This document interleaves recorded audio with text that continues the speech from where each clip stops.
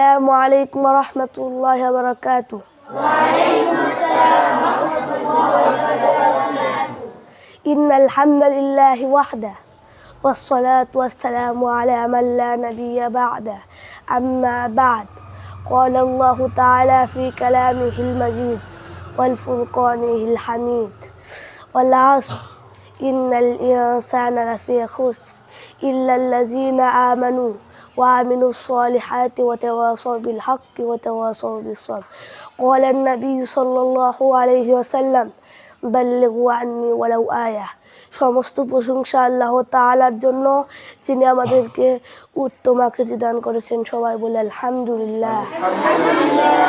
অতঃপর দরুদ ও সালাম বর্ষিত হোক সর্বশেষ নবী ও রাসূলের প্রতি।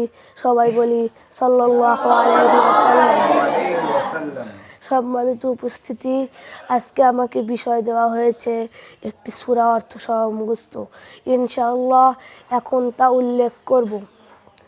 আল্লাহ তাআলা কোরআন কারীমের মধ্যে বলেছেন, ওয়াল আসর, সময়ের কসম, যুগের কসম। ইন্নাল ইনসানা লাফি খুসর, নিশ্চয় সকল মানুষ ক্ষতিগ্রস্তদের মধ্যে অন্তর্ভুক্ত। ইল্লাল্লাযিনা আমানু, তবে তারা নয় যারা ঈমান এনেছে। ওয়া আমিলুস সলিহাত, এবং তারাও নয় যারা সৎ আমল করেছে। ওয়া তাওয়াসাউ বিল হাক্কি, এবং তারাও নয় যারা পরস্পরকে হকের উপদেশ দিয়েছে।